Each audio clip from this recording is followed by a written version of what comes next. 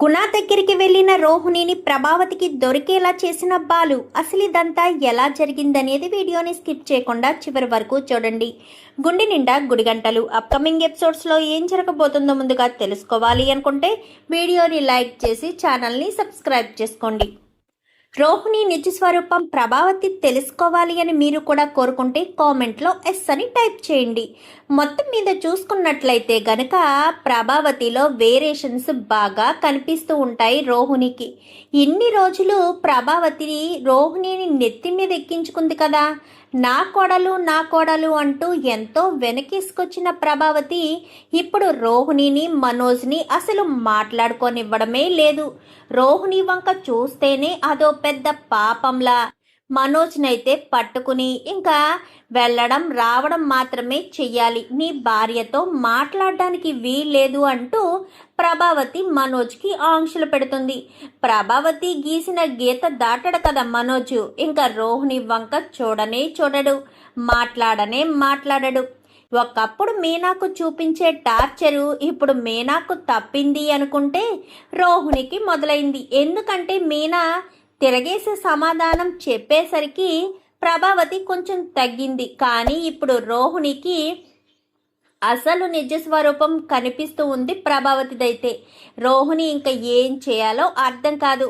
ప్రభావతి వైపు నుంచి ఇంకా ఎలాగా పని అవ్వట్లేదని సత్యం వైపు నుంచి నరుక్కొద్దామన్న ఉద్దేశంతో సత్యం దగ్గరికి వెళ్ళి క్షమాపణ కోరినా నువ్వు చేసింది తప్పు, అసలు ఆ డబ్బులు వచ్చినప్పుడు నాకు చెప్పాలి కదా, అసలే మనోజ్ గారు ఆ డబ్బులు తీసుకువెళ్ళడమే తప్పు అంటే డబ్బులు రావడంతో మీ సొంతానికి నిర్ణయం ఎలా తీసుకుంటారు, ఇంట్లో వాళ్ళకి చెప్పాలి. ఉమ్మడి కుటుంబం అంటే అంతే కదా, ఎవరి సొంతానికి వాళ్ళు నిర్ణయాలు తీసుకోవడానికి కుదరదు కదా, ఇందులో నేను ఏమీ చెయ్యలేనంటూ సత్యం చేతులెత్తేస్తాడు. ఇదేంటి, మామయ్య ద్వారా అత్తయ్యని కూల్ చేద్దాము అనుకుంటే మామయ్య కూడా చేతులెత్తేశాడు. ఇప్పుడు నేను ఏం చేయాలి? ఈవిడ చూస్తే అగ్గి మీద గుగ్గిలంలా ఓ ఎగసెగిసి పడుతూ నన్ను మళ్ళీ కొట్టడానికి వస్తుందా అన్నట్టుగా అనుమానంగా ఉంది. ఏంటో నా పరిస్థితి, మనస్ఫూర్తిగా ఉండలేకపోతున్నాను అని ఇంకా ఈ టెన్షన్లో ఉన్న రోహిణికి వర్ధన్ ఫోన్ చేస్తాడు.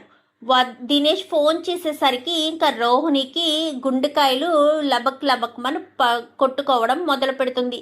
ఇదేంటి, వీడు ఫోన్ చేశాడు, వీడిని ఆ గుణగాడు ఎక్కడో కేరళకో ఎక్కడికో పంపించేశాను అని చెప్పాడు కదా, మరి వీడు ఫోన్ చేస్తున్నాడేంటి, వీడు మళ్ళీ మామూలు మనిషి అయిపోయి నాకు టార్చర్ పెట్టడం మొదలు పెట్టాడా ఏంటి అని కంగారు పడిపోతుంది రోహిణి. ఇంకా వెంటనే షోరూమ్కి వెళ్ళొద్దని చెప్పింది కదా, సో పార్లర్కి వెళ్ళాలి కదా అని పార్లర్కి బయలుదేరుతుంది. బయలుదేరే దారిలోనే విద్య కనిపించడంతో విద్యతో మాట్లాడుతూ మొత్తానికైతే మీ అత్త ఒకప్పుడు మీనాకు చూపించిన టార్చరు నీకు చూపించడం మొదలుపెట్టింది అనుకుంటా అని చెప్పాను. కానీ అదేంటే అలా అంటావు, మీనా కూడా నన్ను అంటుంది అనేసరికి నువ్వు మీనానేమన్నావు చెప్పు, అప్పుడు మీనా నిన్ను ఎందుకందో నేను చెప్తాను అనగానే ఏముంది, టిఫిన్ తీసుకొచ్చి ఇచ్చింది, నువ్వు నన్ను చూసి హ్యాపీగా ఉన్నావు కదా మా అత్తయ్య నన్ను కొట్టినందుకు అని చెప్పి అన్నాను. ఆ మాత్రం దానికే తిన్న చపాతి అరిగేంత వరకు నిలబెట్టి మరీ ఉతికారేసిందే అనగాని తప్పే లేదే, మీ అత్తగారు నిన్ను కొట్టడంలో 100% ఏ మాత్రం తప్పలేదు. అసలు ఆ నోరుకి అదుపు ఉందా ఏంటి, నిన్ను మీ అత్తగారు కొడుతుంటే మీనా సంతోషంగా ఉంటుందా, మీనాను కొడుతుంటే నువ్వు నీ మొగుడు సంతోషంగా ఉంటారేమో కానీ నిన్ను కొడుతుంటే మీనా సంతోషంగా ఉండడం అనేది జరగని పని. అసలు ఆ నోటికి ఆ మాటలు ఎలా వస్తాయే, ఎదుటి వాళ్ళు మనసు బాధపడేటట్టుగా అలా ఎలా మాట్లాడతావే, అందుకే నీకు ఇలాంటి కర్మ వచ్చింది. నువ్వు ఎన్నైనా అనుకో, ఫ్రెండ్గా నువ్వు పర్ఫెక్టే కాదు, ఒక భార్యగా పర్ఫెక్ట్ కాదు, ఆ ఇంటి కోడలుగా అసలు నువ్వు ఆ ఇంటికి కరెక్టే కాదు అంటూ మాట్లాడేసరికి ఇంకా ఏం మాట్లాడాలో అర్థం కాదు రోహిణికైతే. ఏంటి అర్జెంటుగా రమ్మని చెప్పావు అనగాని అదేంటే అంత కోపంగా మాట్లాడతావు, నాకున్న ఒక్కగానొక్క ఫ్రెండ్వి నువ్వే కదా, ఫ్రెండ్ నేనే కానీ ఫ్రెండ్ అయినా ఎంతవరకు భరిస్తుంది, కొంతవరకు మాత్రమే భరించగలదు. నువ్వు చేసే పనులు చూస్తుంటే నాకు చిరాకు వస్తుంది, నువ్వు మాట్లాడే మాటలు చూస్తుంటే అసహ్యం కలుగుతుంది. అని చెప్పనేసరికి సర్లే అవన్నీ నువ్వు అనడం నేను పడడం కామనే కానీ ఆ దినేష్ గాడు ఫోన్ చేశాడు అనేసరికి ఒక్కసారిగా విద్య షాక్ అవుతుంది. ఏంటి దినేష్ ఫోన్ చేశాడా? దినేష్ ఎందుకు ఫోన్ చేశాడే? అదేంటి వాడిని కేరళ ఎక్కడికో పంపించేస్తానని ఆ గుణగాడు చెప్పాడు కదా, మరి వాడు ఫోన్ చేయడం ఏంటి అనగాని అదే నాకు అర్థం కావట్లేదు. మరి ఫోన్ లిఫ్ట్ చేసావా ఏంటంట అని చెప్పాను కానీ లేదే, ఆ ఫోన్ రావడంతో భయం వేసేసింది. అసలే ఇంట్లో మనోజ్ని నాతో మాట్లాడనివ్వట్లేదు మా అత్తయ్య. మనోజ్ నా గదిలోకి వచ్చిన డోర్ ఓపెన్లోనే ఉంచు, డోర్ క్లోజ్ చేసి నా కొడుకుని నీ వైపు తిప్పేసుకుందాం అనుకుంటున్నావా అని అడుగుతుంది మా మా అత్తగారు. ఏం చేయాలో నాకు అర్థం కావట్లేదే. ఈ టెన్షన్లో నేనుంటే ఇప్పుడు వీడు ఫోన్ చేశాడు అనగానే మళ్ళీ ఫోన్ చేస్తే లిఫ్ట్ చేసి అసలు ఏంటో కనుక్కో, ఎందుకు పదే పదే ఫోన్ చేపించుకోవడం. ఈ ఫోన్ నువ్వు ఒంటరిగా ఉన్నప్పుడు వచ్చింది, అదే మీ అత్తగారు నీకు వార్నింగ్ ఇచ్చినప్పుడో లేక మనోజ్ నీ గదిలోకి వచ్చినప్పుడో ఫోన్ వచ్చిందనుకో, ఏం సమాధానం చెప్తావు? అసలే మీ అత్తగారు నిన్ను చూస్తే మండిపడుతుంది. ఇప్పుడు గనక ఫోన్ రావడం చూసిందే అనుకో, తర్వాత నీ ఇష్టం, తర్వాత నీ పరిస్థితి ఏమవుతుందో నేను చెప్పలేను అంటూ విద్య చెప్తుంది. ఎప్పటికే భయపడి చేస్తుంటే నువ్వేంటే ఇంకా భయపెడుతున్నావు అని చెప్పి మాట్లాడుతుండగానే మళ్ళీ దినేష్ ఫోన్ చేస్తాడు. ఇదిగో ఫోన్ చేస్తున్నాడు కానీ ఫోన్ లిఫ్ట్ చేసి స్పీకర్ ఆన్ చేయనేసరికి హాయ్ కళ్యాణి, ఓ నీ పేరు ఇప్పుడు రోహిణి కదా, ఇంతకీ నిన్ను రోహిణి అని పిలవాలా కళ్యాణి అని పిలవాలా? సర్లే మీ అత్తగారు నిన్ను ఏమని పిలిస్తే ఎలా గెంటేస్తే అది నాకెందుకు, నేను బయలుదేరుతున్నాను. ఆ గుణగాడితో చేతులు కలిపి నన్ను ఎందుకు పనికి రాకుండా చేసి కేరళ పంపించేశావు కదా, ఏ నోట్లో నాలిక లేనివాడిని అనుకుంటున్నావా? కేరళ పంపించినంత మాత్రాన తిరిగి రాలేననుకుంటున్నావా? నేను ఆల్రెడీ స్టార్ట్ అయ్యా, నార్మల్ మనిషినయ్యా, ఓపికొచ్చింది, ఇప్పుడు బయలుదేరి నేను అక్కడికే వస్తున్నా. సరాసరి నీ ఇంటి ముందే దిగుతా. మొత్తం ఏ టు జెడ్ మలేషియా విషయం, మీ అమ్మ నీ కొడుకు మొత్తం ఏ టు జెడ్ మీ అత్తగారి ముందు పోసగుచ్చినట్టు చెప్తా. ఒకవేళ మీ అత్తగారు నమ్మలేదనుకో, మీ ఊరు తీసుకెళ్ళి ప్రతి ఇంటికి తీసుకెళ్ళి అసలు నువ్వేంటో నీ పేరేంటో నీ పెళ్ళేంటో మొత్తం చెప్తాను అని చెప్పి ఇంకా దినేష్ బెదిరిస్తాడు. ఒక్కసారిగా రోహిణి షాక్ అయిపోతుంది. మూలిగే నక్క మీద తాటికాయ పడ్డట్టు ఎప్పటికే ప్రభావతి చేతిలో టార్చర్ అనుభవిస్తుంది ఇంకా రోహిణి అయితే. ఇప్పుడు కనుక ఈ విషయాలు బయట పెడితే రోహిణిని ప్రభావతి చంపేసి ఆ ఇంట్లోనే టైల్స్ తీసి పాతి పెడుతుంది. అంత కోపంగా ఉంది ప్రభావతి. ఇప్పుడు రోహిణికి ఏం చేయాలో అర్థం కాదు. వెంటనే ఇంకా గుణగాడి దగ్గరికి పరుగులు పెడతారు ఇద్దరు. గుణ అనగానే ఏమైంది రోహిణి, ఎందుకంత పరుగుల మీద వస్తున్నావు, అసలు ఏం జరిగింది అనగానే ఆ దినేష్ గాడు ఫోన్ చేశాడు. ఏంటి దినేష్ ఫోన్ చేశాడా? ఆ దినేష్ నీకు ఫోన్ చేయడం ఏంటి? అయినా దినేష్ ఫోన్ చేసే అవకాశం లేదే, ఎందుకంటే వాడిని కేరళ పంపించేశాను కదా, వాడు మళ్ళీ ఈ మన పరిస్థితిలోకి వచ్చే అవకాశం లేదే అనగానే లేదు, వాడు ఫోన్ చేశాడు, వాడు నార్మల్ స్థితికి వచ్చేసాడంట, నాకు ఫోన్ చేసి నన్ను బెదిరిస్తున్నాడు, ఇప్పుడే వస్తాను మీ అత్తకు నిజం చెప్పేస్తాను అంటున్నాడు అనగాని ఏమి నిజం చెప్తానంటున్నాడు? అసలు రోహిణి నాకు అర్థం కాని విషయం, నీకు సంబంధించి ఆ దినేష్ గారి దగ్గర ఏం ఇన్ఫర్మేషన్ ఉంది? అసలు దేని గురించి నువ్వంతలా దినేష్ గారిని చూసి భయపడుతున్నావు? అదేంటో నాకు చెప్తే అది నేను ఈజీగా సాల్వ్ చేస్తాను కదా అనగానే ఇంకా రోహిణి అయితే ఆలోచిస్తుంది. ఎప్పటికే నిజం తెలిసిన ఒకటి చేతిలో కీలుబొమ్మనైపోయాను, ఇప్పుడు వీడికి కూడా చెప్పాననుకో, ఇంకా వాడాపి వీడు మొదలు పెడతాడు. డబ్బంటే ఎవరికి చేదు, ఎవడైనా ఒకటే, పైగా వీడు వడ్డీలకి డబ్బును తిప్పుతూ ఉంటాడు. డబ్బంటే మరీ ప్రేమ వీడికి, ఏం చేసైనా సరే డబ్బులు తీసుకురమ్మని బెదిరిస్తే నేనెక్కడి నుంచి తేవాలి, వీడికి చెప్పకుండా ఉండడమే మంచిది అని చెప్పి రోహిణి కాస్త ఏమీ లేదు అనగాని ఏదో ఉంది, ఏదో విషయాన్ని దాచిపెడుతుంది. సరే రోహిణి, నేను సాయంత్రం నీతో మాట్లాడతాను, నువ్వు ఇప్పుడు వెళ్ళు, నాకు అర్జెంటు పనుంది, సాయంత్రం రా, ఖచ్చితంగా మాట్లాడదామని కానీ సాయంత్రం రానా అని చెప్పాను కానీ అవును సాయంత్రం పార్లర్కి ఎక్కడికో వెళ్తున్నా కదా, పార్లర్ కంప్లీట్ చేసుకునిరా, మాట్లాడతాను అని చెప్పి ఇంకా అక్కడి నుంచి పంపించేస్తాడు. పంపించి వెళ్ళిపోయేటప్పుడు రోహిణిని శివ చూస్తాడు. మళ్ళీ రోహిణి ఎందుకు వెళ్ళింది అని అనుకుంటూ ఉండేసరికి ఖచ్చితంగా రోహిణి వెళ్ళింది అంటే మళ్ళీ మళ్ళీ వెళ్తుంది. బావని రోహిణి మీద ఒక కన్నేసి ఉంచమనాలి. రోహిణి బయటకు వచ్చినప్పుడల్లా రోహిణి గుణగాన్ని ఎందుకు కలుస్తుంది అనేది బావకు తెలుసుకోవాలి అన్నాడు కదా. సో బావకు చెప్దామని వెంటనే శివ బాలుకి ఫోన్ చేస్తాడు. చెప్పరా శివ అనగానే, బావా ఇప్పుడే రోహిణి గుణాది దగ్గర నుంచి బయటకు వస్తుంది అని చెప్పనేసరికి, అవునా ఏంటంట అనగానే, ఏమో తెలియదు బావా అని చెప్పనేసరికి, ఒక్క నిమిషం నేను మళ్ళీ చేస్తాను అని, ఇప్పుడు సాయంత్రం మళ్ళీ రావాలా ఇక్కడికి అని చెప్పి మాట్లాడుకుంటూ ఉంటారు. ఎందుకంటే వాళ్ళు ఆటో ఎక్కుతారు. ఆటోలో ముందు సీట్లో శివే కూర్చుని ఉంటాడు. రావాలి తప్పదు, వాడు సాయంత్రం మాట్లాడతాను అన్నాడు కదా, మరి ఎన్నింటికి స్టార్ట్ అవుదాం? 6:30కి స్టార్ట్ అయిపోదామే అని చెప్పి ఇద్దరు అనుకుంటారు. ఆ మాటలన్నీ కూడా వింటాడు. విన్న మాటలన్నీ కూడా వెంటనే బాలుకు ఫోన్ చేసి, బావా అని చెప్పాను కానీ ఏంటి అనేసరికి, ఒక ఇన్ఫర్మేషన్, సాయంత్రం మళ్ళీ వీళ్ళు వస్తారట 6:30కి అని చెప్పాను కానీ, అవునా సరే సూపర్ ఇన్ఫర్మేషన్ ఇచ్చావు, సరేరా నువ్వు కాలేజీకి వెళ్ళు, నేను చూసుకుంటాను, దీని గురించి పదే పదే ఆలోచించకు, ఎవరికి చెప్పకు అనగానే, అలాగే బావా అని చెప్పి ఇంకా బాలు కాస్త ఫోన్ పెట్టేస్తాడు. ఇదే సరైన అవకాశం. ఈ రోహిణి అసలు ఏం చేస్తుందో ప్రభావతమ్మకు తెలియాలి. ఈ వేడిలో వేడి రోహిణి గురించి ప్రభావతమ్మకు తెలిస్తే ఎలాంటి ఇబ్బంది ఉండదు అని ఇంటికి గబగబా ఇంటికి వెళ్తాడు. ఇంటికి వెళ్ళేసరికి మీనా మీనా నామి నామి అంటూ పిలుస్తూ ఉంటాడు. ఏంట్రా ఏంటి గొంతు కోసిన మేకలా అలా అరుస్తున్నావు అనగానే, నా భార్యను నేను పిలుచుకున్నాను, నీకొచ్చే కష్టం ఏంటి ప్రభావతమ్మ, చెప్పమ్మా ప్రభావతమ్మ అని చెప్పాను కానీ, ఏమీ లేదు, ఇంట్లోకి వచ్చి పిలుస్తుంటే గొంతు కోసిన మేకలా ఎందుకు అరుస్తున్నావు అంటున్నా, నేను అరవలేదు, పిలిచా, నువ్వు మాట్లాడతావు చూడు అది అరవడం అంటే.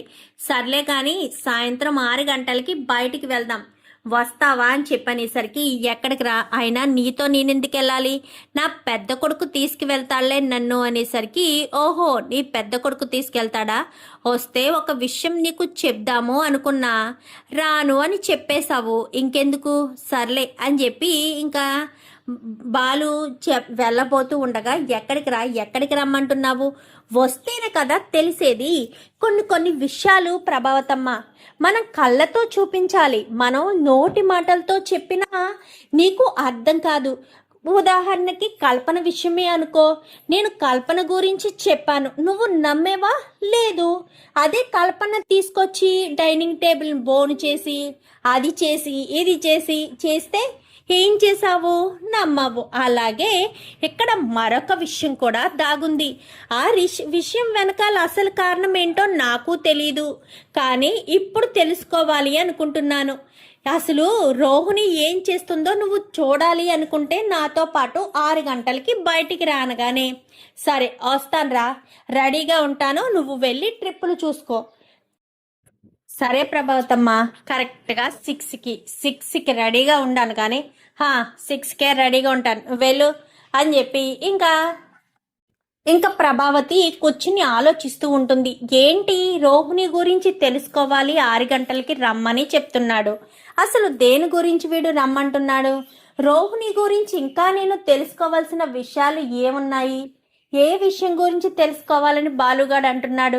ఆయన ఈ రోహిణి విషయం ఏంటో పెద్ద మర్మంలా ఉంది, ట్రాజడీలా, ఒక రహస్య నిధిలా ఉంది, తవ్వి కొలిది ఈ విషయాలు బయటకు వస్తూనే ఉన్నాయి. అసలు ఏ విషయం గురించి, సరే సాయంత్రం 6 గంటలకి వెళ్దాము అంటున్నాడు కదా, 6 గంటలకి అసలు రోహిణి గురించి ఏం తెలుస్తుందో చూద్దామని ప్రభావతి కాస్త 6 అయ్యేటప్పటికి డ్యాన్స్ స్కూల్కి వెళ్ళి తిరిగి ఇంటికి వచ్చేస్తుంది. ఇంటికి వచ్చేసరికి రెడీ అయ్యి హాల్లో కూర్చుని ఉంటుంది. ఏంటత్తయ్య ఎక్కడికైనా వెళ్తున్నారా అనగాని, అవునే నీ మొగుడు నేను షికారుకి వెళ్తున్నాము, వాడు ఎప్పుడూ లేనిది నన్ను షికారుకి తీసుకెళ్తాను, రెడీగా ఉండమ్మా అన్నాడు, అందుకే నీ మొగుడుతో పాటు నేను షికారుకి వెళ్తున్నాను, నీకేమైనా అభ్యంతరమా అంటూ ఇంకా ప్రభావతి అంటుంది. అనేసరికి, అదేంటత్తయ్య అలా అంటారు, మీ అబ్బాయి మీ ఇష్టం, మీరిద్దరూ కలిసి వెళ్తే నాకెందుకు, గొడవ పడితే నాకెందుకు, దాంట్లో నేనేం అభ్యంతరం చెప్తాను, ఆయన మిమ్మల్ని బయటకు తీసుకెళ్తున్నారు అంటే ఏదో ఇంపార్టెంట్ విషయం అయి ఉంటుంది, మీకు దేని గురించో చెప్పడం కోసమే మీ అబ్బాయి మిమ్మల్ని బయటికి తీసుకువెళ్తున్నాడని నాకు అర్థమైంది. వెళ్ళండి అత్తయ్య, వెళ్ళండి, నాకేం అభ్యంతరం ఉంటుంది. మీ తల్లి కొడుకుల మధ్యలో నేనెవరిని రావడానికి అంటూ మీనా కాస్త వెళ్ళిపోతుంది. ఇదేంటి ఇలా మాట్లాడుతుంది? సర్లే, వీడేంటి ఇంకా రాలేదు, ఏయ్ బాలుగడికి ఫోన్ చేయవే అనగాని వెళ్ళేది మీరు, తీసుకువెళ్ళేది ఆయన, మధ్యలో నేనెవరిని కలగ చేసుకోవడానికి, మీరే చేసుకోండి అని చెప్పనగానే సర్లే అని వెంటనే బాలుకి ఫోన్ చేస్తుంది ప్రభావతి. ఫోన్ చేసేసరికి వస్తున్నాను, ఇంటి బయటే ఉన్నాను అని చెప్పనగానే ఇంటి బయటే ఉన్నావా అని బయటకు వచ్చేసరికి ఇంకా వాడు రాడు. ఏదేంటి ఇంటి బయటే ఉన్నాను అని చెప్పాడు, ఎక్కడా? అయినా వాడు అన్నాడు కదా వస్తున్నా ఇంటి బయటే ఉన్నానని. వాడు చెప్పింది నమ్మాల్సింది. ఇంటికి వచ్చాక హారన్ కొడతాడు కదా, అప్పుడు రావచ్చు కదే అనుకుంటూ వెనక్కి తిరగబోయేసరికి అప్పుడు హారన్ కొడతాడు. ఏంట్రా ఎంత లేటు అనగానే ఎక్కిన వ్యక్తి తొందరగా దిగలేదు, అందుకే లేట్ అయింది. సరే రా అని చెప్పి ప్రభావతిని కాస్త కారు ఎక్కించుకుని తీసుకువెళ్తాడు. ఇంతకీ నన్ను ఎక్కడికి తీసుకెళ్తున్నావు, రోహిణి గురించి నాకేం చెప్తావు అనగానే నాకు తెలీదు, ఏదో ఇన్ఫర్మేషన్ వచ్చింది, ఏం తెలుస్తుందా అని వెళ్తున్నాను అనేసరికి ఇంకా గుణ రోహిణి గురించి ఒకటి ఆలోచించుకుంటాడు. రోహిణి గుణకు ఎంత ఇవ్వాలి ఏంటి అనేది ఒక లెక్క వేసి ఇంకా డబ్బులు ఇచ్చేస్తే బాగుంటుంది, లేదంటే దినేష్ విషయం బయటపడితే రోహిణి ఎక్కడ అడ్డం తిరుగుతుందోనన్న భయంతో లెక్కలన్నీ వేసి ఒక చోట ఉంచుతాడు. ఇంకా బాలు ప్రభావతి ఇద్దరు కూడా 6:15 వచ్చేస్తారు. వచ్చేసేసరికి రోహిణి వాళ్ళు రాలేదనుకుంటా అనుకుని చూస్తూ ఉండగానే ఈ లోపు ఇంకొక ఆటో వాళ్ళ ముందు ఆగుతుంది. రోహిణి విద్య ఇద్దరు ఆటోలోంచి దిగుతారు. అది రోహిణియే కదా అని చెప్పాను గానే అవును ప్రభావతమ్మ రోహిణియే అని చెప్పనేసరికి రా వెళ్దాం అనగాని ఎందుకంత కంగారు, ఒక్క నిమిషం ఆగు అని చెప్పి ఇంకా లోపలికి వెళ్తాను. లోపలికి వెళ్ళిన తర్వాత ఇప్పుడు దిగని ఇద్దరు కూడా దిగుతారు. ఇద్దరు కూడా దిగి చాటుగా వచ్చి అప్పటికి పని వాళ్ళు ఎవరు ఉండరు, వీడు మనుషులు వేరే చోటకి వెళ్ళడంతో ఇంకా వీడొక్కడ మాత్రం ఉంటాడు. అందుకని వీళ్ళిద్దరూ దిగి డోర్ పక్క నుంచి వంగుని చూస్తూ ఉంటారు. విద్య రోహిణి ఇద్దరు వెళ్ళి గుణ దగ్గర కూర్చుని ఉంటారు. ఏంటి గుణ సాయంత్రం రమ్మన్నావు, అసలు ఆ దినేష్ విషయం ఏంటి అనగానే చూడు రోహిణి, దినేష్ విషయం గురించి మాట్లాడే ముందు నువ్వు నాకు ఇవ్వాల్సిన 10 లక్షలు ఇదిగో, నాకు ఇప్పుడిప్పుడు తీసుకున్నావు, ప్రతి నెల వడ్డీ కడుతున్నావు అనుకో, కానీ 10 లక్షలు కూడా ఎప్పుడు ఇస్తావో కూడా నాకు చెప్పు. అడిగిన ప్రతిసారి 1,00,000, 2 లక్షలు, 1,00,000, 2 లక్షలు అని పట్టుకుని వెళ్ళిపోతున్నావు బ్లాంక్ చెక్లు ఇచ్చి. అసలు ఎప్పంతా తీర్చి ఆలోచన ఉందా? వడ్డీలు మాత్రమే కడుతూ ఉంటావా? నీ దగ్గర నాకు 10 లక్షల రూపాయలు రావాలి అంటే నీ దగ్గరే స్ట్రక్ అయిపోతే కష్టం కదా అని చెప్పనేసరికి ఆహా అలా కాదు, ఇస్తాను, ఎందుకు అంత కంగారు పడుతున్నావు, ఖచ్చితంగా ఇస్తాను అనగానే కంగారు పడడం లేదు, నా డబ్బులు నేను రికవరీ చేసుకోవాలి కదా. ఆ దినేష్ మ్యాటర్ ఏంటి, దినేష్ గురించి 2 లక్షల రూపాయలు ఇచ్చాను అని చెప్పనేసరికి ఇచ్చావు, కానీ అవి వాడి ట్రీట్మెంట్కే ఖర్చు అయిపోయాయి. అసలు నీకు సంబంధించిన విషయం ఏదో వాడి దగ్గర ఉంది, అదేంటి అంటే నాకు చెప్పడం లేదు. వాడు నిన్ను ఆ విషయం గురించే పదే పదే బెదిరిస్తున్నాడు అని కూడా అర్థమవుతుంది. చూడు రోహిణి, నిన్ను ప్రాబ్లం నుంచి బయట పడేయాలి అంటే ఆ దినేష్ గారి దగ్గర నీకు సంబంధించిన ఇన్ఫర్మేషన్ ఏముందో నాకు తెలియాలి, అప్పుడే ఆ దినేష్ నీ జోలికి రాకుండా చేయగలను అనేసరికి ఆ దినేష్ గాడు ఏం చేస్తున్నాడో నీకు చెప్పలేను, దయచేసి నన్ను అర్థం చేసుకో. దినేష్ గురించి నన్ను పదే పదే అడగొద్దు, వాడి అడ్డు తొలగించు. నీకు ఇవ్వాల్సిన 10 లక్షల రూపాయలు వీలైనంత తొందరలోనే ఇస్తాను అనేసరికి అదే ఎప్పుడు ఇస్తావు, నెల, 2 నెలల, లేక 6 నెలల, లేక సంవత్సరం అనగానే ఇస్తాను అని చెప్తున్నాను కదా, నా మీద నమ్మకం లేదా? నీ మీద నాకెందుకు నమ్మకం ఉంటుంది రోహిణి? నువ్వేమన్నా నా బంధువా, నా చుట్టమా, నా తోడబుట్టిన దానివా, లేక నాకేమన్నా లవర్వా? ఏమని నిన్ను నమ్మాలి? అసలు నిన్ను నమ్మవలసిన అవసరం నాకేముంది? నీకు డబ్బులు అవసరమయ్యాయి, 1,00,000, 2 లక్షలు అంటూ వచ్చావు, డబ్బులు తీసుకున్నావు, బ్లాంక్ చెక్కులు ఇచ్చావు, కాగితాల మీద సంతకాలు పెట్టి వెళ్ళావు అంతే. అంతకు మించి నీకు నాకు సంబంధం ఏముంది? ఆ దినేష్ గాడి వల్ల ప్రాబ్లం ఉంది అని చెప్పావు. ఆ ప్రాబ్లం నుంచి బయటపడాలి అంటే బాలుగాడి ఫోన్లో ఉన్న వీడియో కావాలి, బాలుగాడి ఫోన్ కావాలి అని చెప్పాను. అది నువ్వు ఎప్పటికో 10 రోజులకు తీసుకొచ్చి నాకు ఆ ఫోన్ ఇచ్చావు. ఫోన్లో వీడియోని కాస్త తీస్తే ఆ ఫోన్లో వీడియోని కాస్త తీసుకున్నాను, అంతే కదా. ఆ గుణగాడిని ఆ దినేష్ గాడిని తప్పించాను నీ లైఫ్లోంచి. మళ్ళీ వాడు వస్తే దానికి నేనేం చెయ్యాలి? నేనేం చేయలేను. తప్పించడం అయితే తప్పించాను. నీ అదృష్టం అంత బాగుంది, వాడు మళ్ళీ తిరిగి తిరిగి నీ దగ్గరికే వస్తున్నాడు. దానికి నేనేం చేయలేను రోహిణి అని చెప్పి ఇంకా గుణ అనేసరికి ఒక్కసారిగా ప్రభావతి షాక్ అవుతుంది. షాక్ అయ్యేసరికి ఇంకా అక్కడి నుంచి వచ్చేస్తుంది. ఏంట్రా ఇది అనగానే, నీకు ఇందులో అర్థమైందేముంది? రోహిణి గురించి దినేష్ అన్నవాడికి బాగా తెలుసు. వాడుని తప్పించడం కోసం గుణ హెల్ప్ తీసుకుంది. దానికి సంబంధించింది నా ఫోన్లో వీడియో, అంటే శివగాడి దొంగతనం వీడియో ఆ గుణగాడికి ఇచ్చింది రోహిణియే. అదే వీడియో నీకు చూపించింది అనుకుంటా, ఎందుకంటే మీనా మీద కోపంతో. సో అక్కడికి అలా జరిగింది. కానీ గుణగాడి దగ్గర 10 లక్షల రూపాయలు తీసుకుంది. లక్ష అంటూ 10 లక్షల రూపాయలు తీసుకోవాల్సిన అవసరం ఏముంది? వాళ్ళ నాన్న కోటీశ్వరుడి అని చెప్పింది కదా, వడ్డీకి తీసుకుని వాడితో ఇలా మాట్లాడడం ఏముంది?